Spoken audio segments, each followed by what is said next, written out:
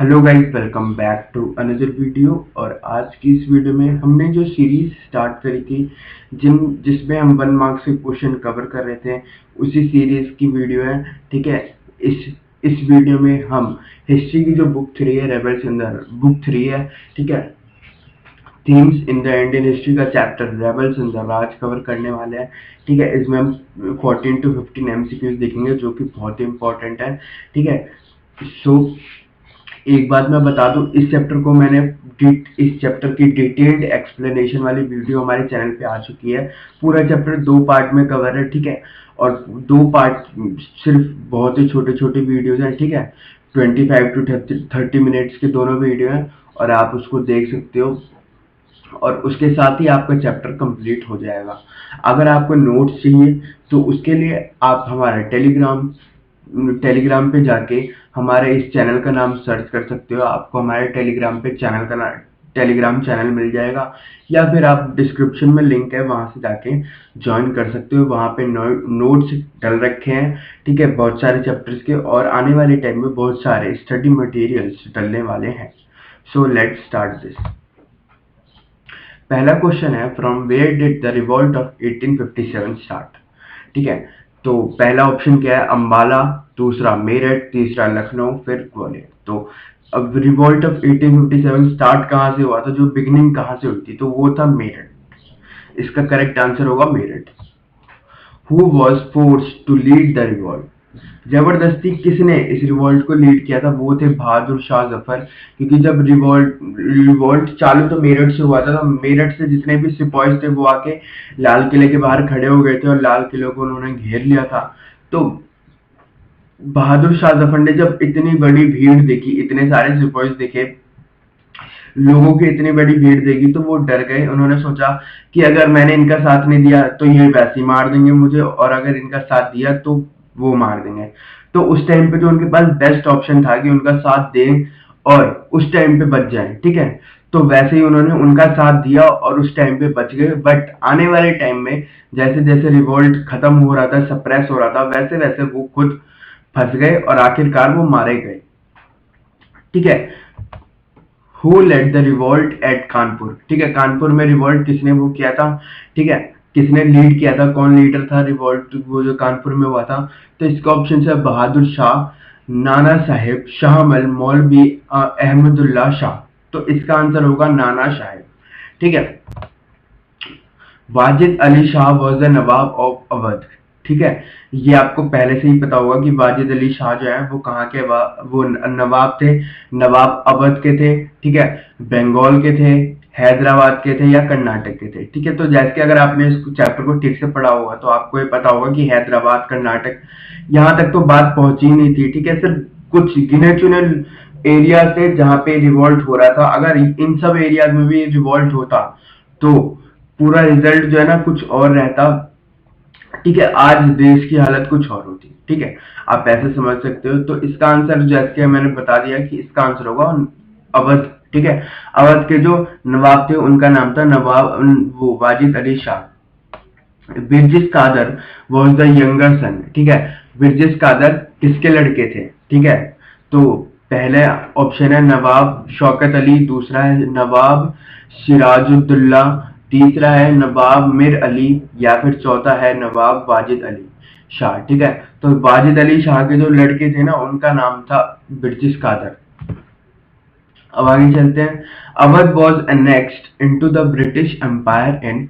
ठीक है, वो इसको एनेक्स कब किया था? ठीक है, ब्रिटिश एम्पायर ने अवध को, तो इसको किया था, चार ऑप्शन दे रखे, 1855, 1854, 1856 या फिर 1853।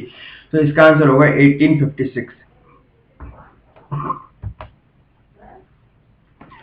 Awadh and Satara were captured under.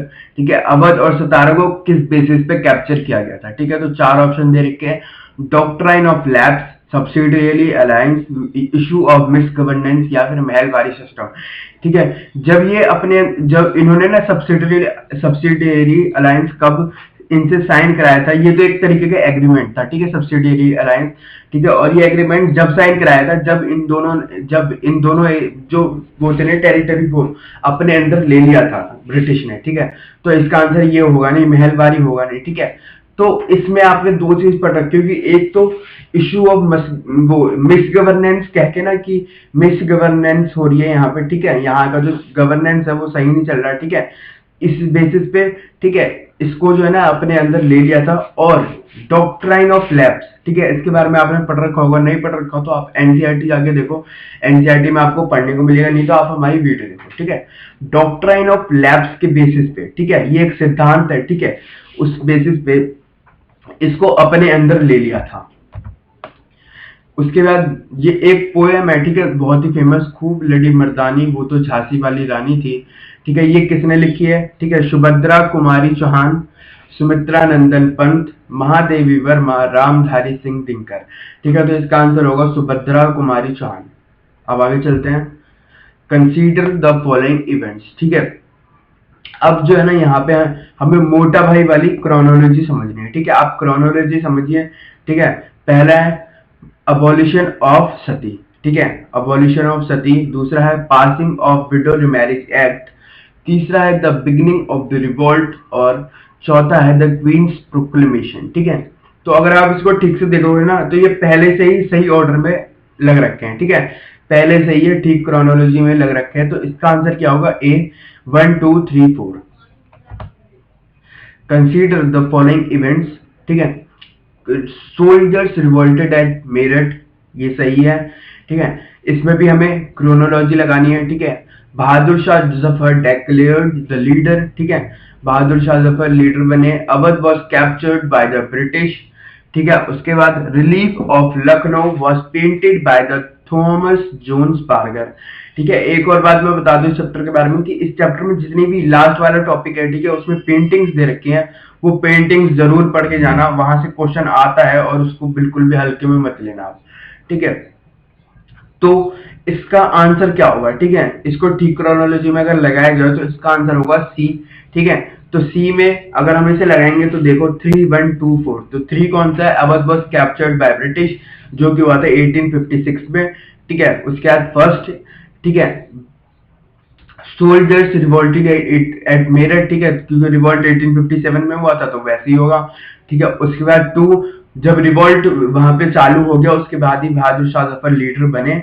और उसके बाद क्या बचा, आखिरी ऑप्शन रिलीफ ऑफ लखनऊ, जब सब कुछ होगा जब तो रिलीफ ऑफ लखनऊ की पेंटिंग बनेगी, ठीक है। तो इसका आंसर क्या होगा, C. Indicate which of the following is not correct.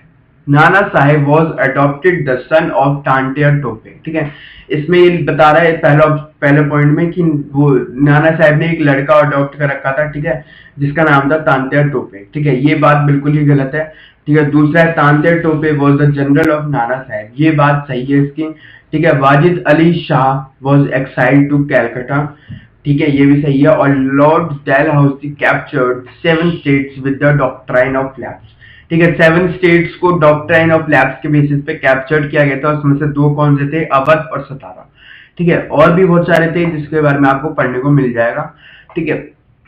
अब इसका आंसर क्या होगा, ए, ठीक है, क्योंकि जो वो है ना तांत्या टोपे, ठीक है, इनका ये जो थे ना वो जनरल थे, किसके, वाजिद अली, वो नाना साहेब के।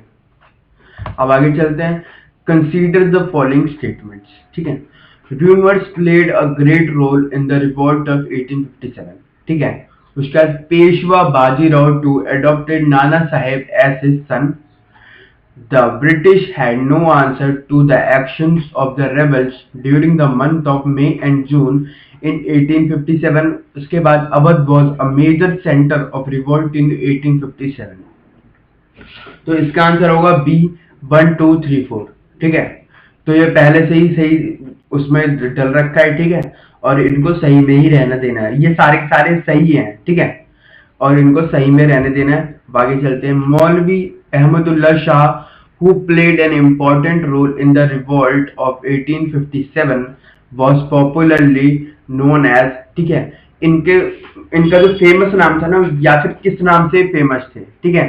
तो कौन कौन से ऑप्शन है ये देख लेते हैं, नादिर शाह, डंका शाह, कमाल पाशाह या लख बख्श।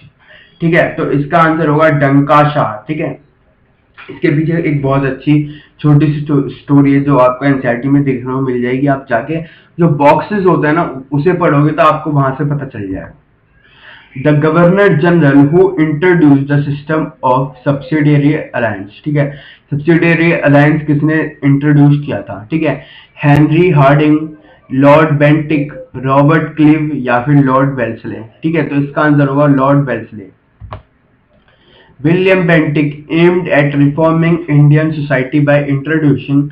ठीक है, विलियम बेंटिक ने बहुत सारे रिफॉर्म्स किए थे। ठीक है, और उसके लिए उसने कौन कौन सी चीजों को इंट्रोड्यूस किया था? ठीक है, ये बताना है हमें। तो इसमें पहला ऑप्शन है वेस्टर्न एजुकेशन। ठीक है, ये बात सही है कि वेस्टर्न एजुकेशन को उसने इंट्रोड्यूस किया था। उसके बाद वेस्टर्न आइडियाज, बहुत सारे आइडियाज जैसे कि अबॉलिश किया उसने सती प्रथा को, रिमैरिज एक्ट पास किया, बहुत सारी चीजें थी।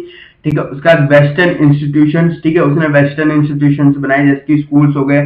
ठीक है, उसके बाद लास्ट ऑप्शन जो है वो है ऑल ऑफ द अबव। ठीक है, तो ये तीनों चीज उसने इंट्रोड्यूस की थी, तो इसका आंसर जो करेक्ट होगा वो होगा ऑल ऑफ द अबव। ठीक है, so let's end this video.